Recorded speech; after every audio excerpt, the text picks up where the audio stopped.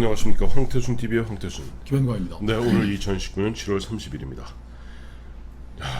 김 시장. 네. 지금 8월 2일이죠.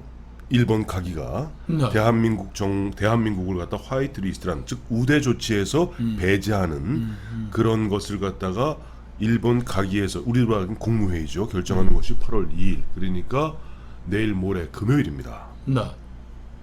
근데 지금 거의 화이트 리스트에서 배제될 것 같다는 그런 분석도 있고, 또 우리 대한민국 정부 여당에서는 에이, 일본 사람들이 감히 우리를 어떻게 화이트 리스트에서 배제 못할 거야. 지금 뭐 집권 여당 쪽에서는 아베는 사면 초과야 라고 지금 보면 기세를 올리고 있습니다. 제가 뭐 확인한 바에 의하면 청와대하고 여권 핵심들은 네. 저 화이트리스트 배제 못한다. 왜요? 해봐야 그 피해가 엮여져 있는데 네. 한국경제, 일본경제가 하는데 지금 우려되는 거는 이제 네. 뭐 그 수출 품목에 대한 네. 저 허가, 네.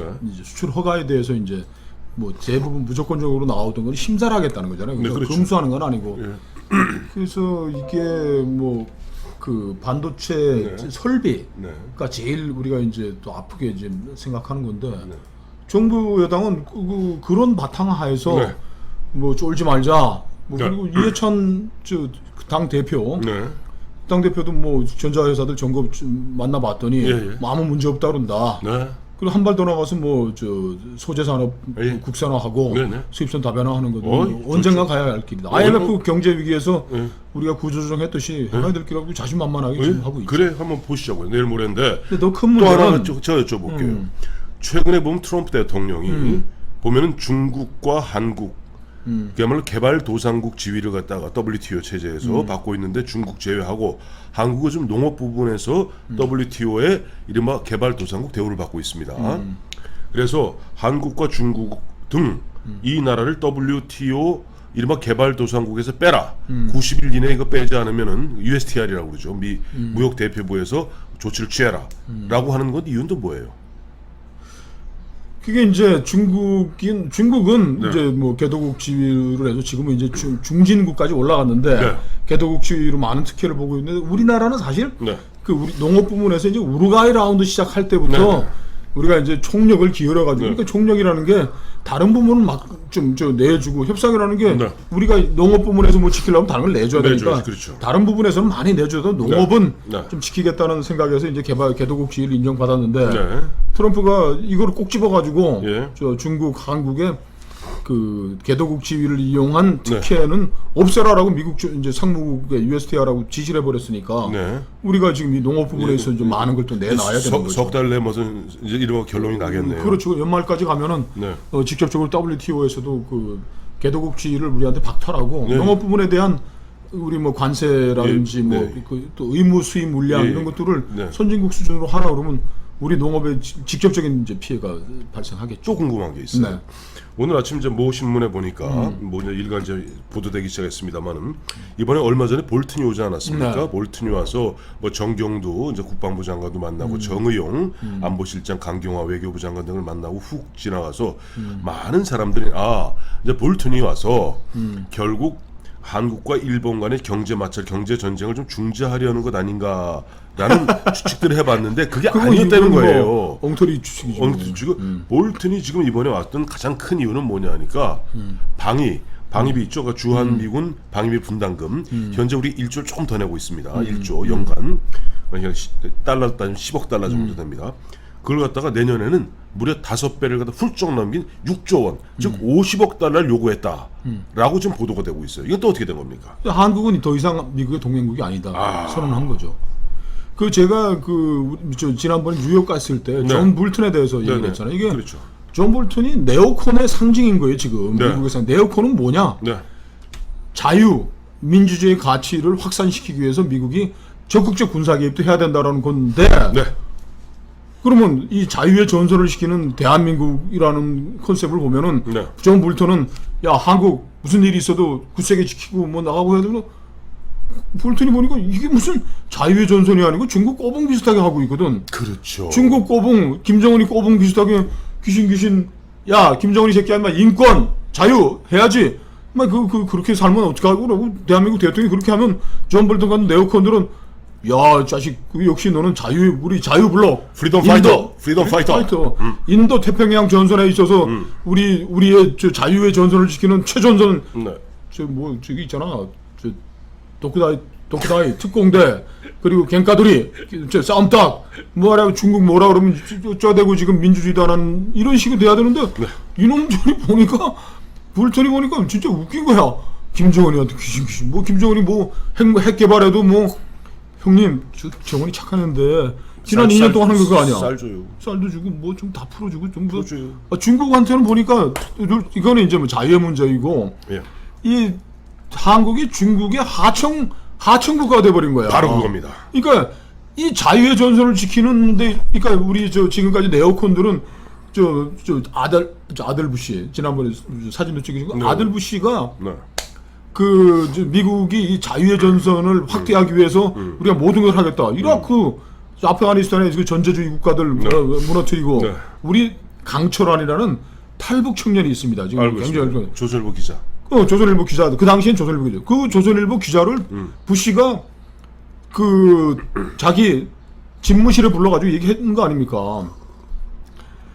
야, 자유를 위해 억압받는 북한 주민을 위해 너 열심히 뛰어라. 내가 너 도와주겠다라고 얘기. 아니 이게 정말 그러니까 바로 그 네오콘의 뒤에 있었던 게 아미티진이 하고 있는데 그 불툰이 지금 네오콘의 상징인 매파인데 와가지고 한국 야 임마 너 보니까 완전 야매같이 우리 전선에 쓰지도 않고 네. 대중 방어선 화해이냐 아니냐 자유의 전선이냐 중국의 1대1로냐 이거 하라는 데서 오봉하게 얘기하면서 거의 눈치는 북한하고 중국 눈치 보니까 넌 틀렸어. 너 이 새끼 우리 너한테 주는 게 돈이 다 아까워. 그래 이겁니다. 보면 저희가 황태순 TV에서 몇 차례 달아드린 바 있습니다만은 지금 한국이 28,500명이 이제 미군이 주둔하고 있고 일본에 38,000명이 미군이 주둔하고 있습니다. 근데 우리가 1조 9,900억 낼 때 9,900억 낼 때 일본은 6조 3천억을 냈어요. 그 정도 내라는 거네. 미국 입장에서는 봐라 지금 보면은 지금 일본에 있는 대부분의 기지가 유엔사 배후 기지입니다. 아니, 그러면 유엔사의 후방 기지. 유엔사라는 것은 우리 대한민국 유엔사입니다. 대한민국을 지금 유엔사의 후방 기지가 일본이에요. 근데 저 일본은 보면 그런데도 6조를 내고 있는데 너희는 중국 눈치 보고 중국의 아까 말씀하셨던 하청업체. 그러니까 지금 대한민국에 자유의 전선에서 이탈한 거예요. 그러니까 산업 시스템 자체도 지금 아시죠? 우리가 일본하고 미국하고 교역량보다 두 개 합친 것보다 중국과의 교역량이 더 많습니다. 그리고 우리는 반제품을 갖다가 사실은 일본의 기술을 들여다 반제품을 만들어서 중국에 넘겨주면 중국에서 완제품을 만들어서 미국에 파는 이런 지금 무역 구도예요. 그렇죠. 그런데 조금 전에 우리 김영건 실장 이야기한 대로 미국 입장에서는 그동안 중국한테 특혜를 해줬는데 이번에 중국이 이미 2010년부터는 G2가 돼갖고 이제 맞짱을 뜨자고 달려들고 있지 않습니까? 그래서 나온 게 뭐예요? 인도 태평양입니다. 태평양 사령부가 아닙니다. 지금은 인도 태평양으로서 다이아몬드를 형성하고 거기다 중국은 1대1로서 지금 맞서고 있는데 한국한테 물은 거예요. 너 확실히 해라.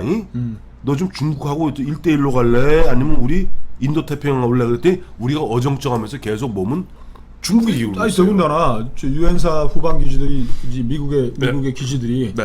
뒤에서 이제 다 일본에 가 있고. 네네.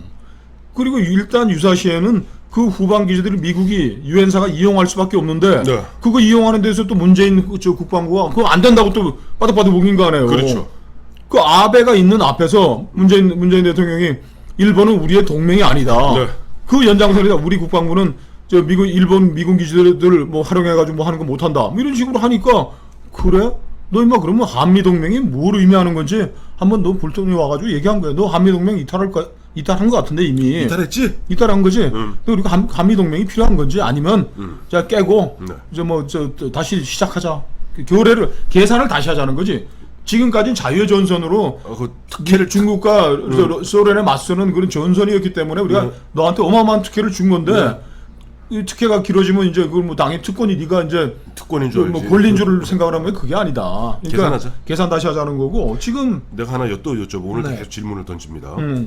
우리 김영환 실장 보면은 계속 보면 지난번에 피를 토하듯이 이야기하면서 우리 조선은 이미 1895년, 96년에 망했다. 그렇죠. 그리고 나머지 1910년까지 15년 기간은 뭐 흔한 얘기로 이 파산 과정이었다. 그렇죠. 파산 과정. 이런 얘기로 말씀하셨는데 파산 정리. 파산 정리 과정이죠. 사실은 우리가 보면 이제 1894년에 가보 동학 농민혁명. 농민 났고 95년에 을미사변으로 이제 민황후가 죽습니다. 그리고 96년에 고종이 러시아 아간 파천. 아간 파천하게 됐을 때 가장 충격받은 데가 어딘 줄 아시죠? 영국이죠. 가장. 영국이었습니다. 영국 입장에서는 바로 그 당시 신생 막 강대국으로 커 올라오는 현재 중국 같은 그 당시에 영국의 위치가 현재 미국의 위치예요. 그렇죠. 그다음에 그 당시에 현재 중국의 위치가 러시아입니다. 막 커 올라오는데 보니까 이게 뭐 이 조선에 그동안 영국에서 유심히 지켜보고 있는데 영국 공사관에서도 이 조선일보 대표님 그 영국 공사관 아시잖아요. 그렇죠. 그러니까 어메메 러시아로 가서 러시아에서 러시아한테 모두 특권 주고 러시아 확 기울어 버리네. 그러니까 영국은 그때 세계 패권국이었던 영국은 그래?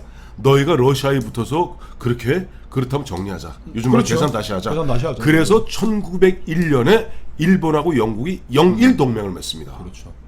그 영일 동맹을 맺어가지고 1904년에 러시아 러일 전쟁을 시작해서 1905년에 끝난 거죠. 끝난 발틱 거죠. 함대를 끝나고 해서 그때 정말 대한민국에선 코미디가 벌어진 거죠. 네. 그 러시아와 일본의 강화조약이 네. 나트머스에서 했죠. 예, 예. 나트머스 이제 강화조약을 한 게 네.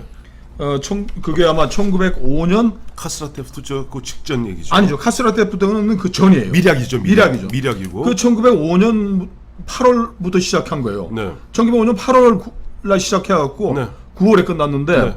카스라테프트 조약은 1905년 7월 27일.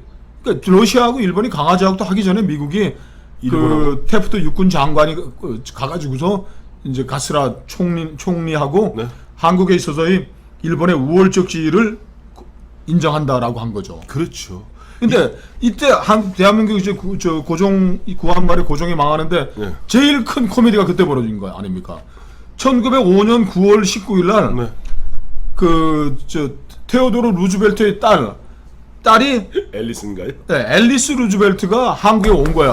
네. 이 오니까 이미 2개월 전인 그 95년 7월 27일 날 카스라 테프트하고 그 카스라 육군 장관 테프트하고 카스라 총리하고 총리. 이제 미략을 맺어서 네. 한국은 미국 일본에 준다. 일본이 미략하고 두 달 뒤인 9월 19일 날 앨리스 루즈벨트가 왔는데 고종이 아들인 황제 순종을 데리고 가서 서울 시내 한성 시내는 모두 그냥 길거리마다 성조기 붙이고 거기 따라온 저 상원 의원들 뭐 왔는데 테프트도 따라왔어. 테프트는 이미 그 2달 전에 일본에 가가지고서 그 뭐 해서 야 이제 너희들 넘겨줄 테니까 네. 고종하는데 그때 앨리스 한테 매달려 가지고서 고종이 제발 우리 좀 살려달라고 눈물로 호소하고 아메리카 합중국 공주이신 공주님. 앨리스 공주님. 어. 자, 근데 저희가 왜 이야기를 하냐 하니까 지금 미국과 일본 사이에 네.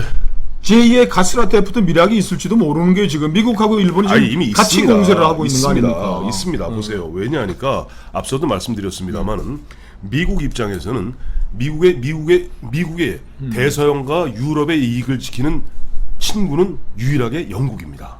영국은 미국이 하자는 대로 합니다. 그렇죠. 근데 이 태평양을 아프간 가서 전쟁하다면 같이 아프간 갑니다. 가고 무조건 같이 이라크 갑니다. 하고 무조건 같이 갑니다. 그런데 태평양에서는 그동안 미국 혼자 지켰던 거예요. 왜? 일본은 자유대가 있지만 제대로 이른바 집단 자위권을 발동할 수 있는 보통 국가가 아니지 않습니까? 평화법에 묶여 있거든요. 그런데 어느 순간에 보니까 미국이 힘이 버거운 거야 이제는. 중국, 러시아를 갖다 혼자서 예전같이 칠함대 갖고 맞서기는 버거우니까 이제는 일본을 갖다가 그야말로 태평양의 영국으로 만들려고 그러는 거예요. 즉, 그렇죠.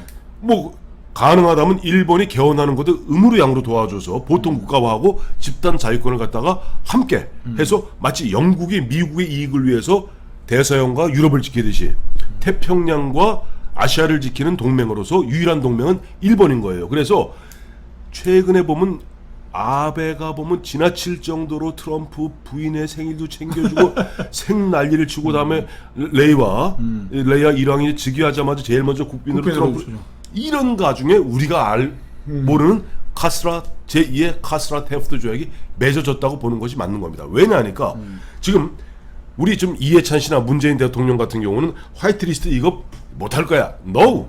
이번 기회에 일본은 조금 상처를 입더라도 이번에 한국이 계속 중국의 하청 업체로 남을 것인지 아니면 옛날 자세로 돌아와서 이른바 한미일 삼각 동맹의 일원으로 제대로 정신을 차릴 것인지 흔한 얘기로 이번에 뭐 군기 잡는다고 허리를 꺾는 한이 있더라도 군기를 잡을 겁니다. 그렇기 때문에 이번에 화이트리스트 배제 이 작업은 단순히 아베 혼자 사는 게 아니라는 것이 황태순 TV의 판단입니다. 보시죠. 뭐 얼마 안 남았는데 네. 지금 뭐 이런 큰 동북아의 판이 움직이는데 지금 죽창 들고 뭐 나가자고 그러니까 참 답답한. 죽창 들고 이순신 장군의 12척의 참 배 이야기하면서 그 다음에 뭐 쫄지 말자.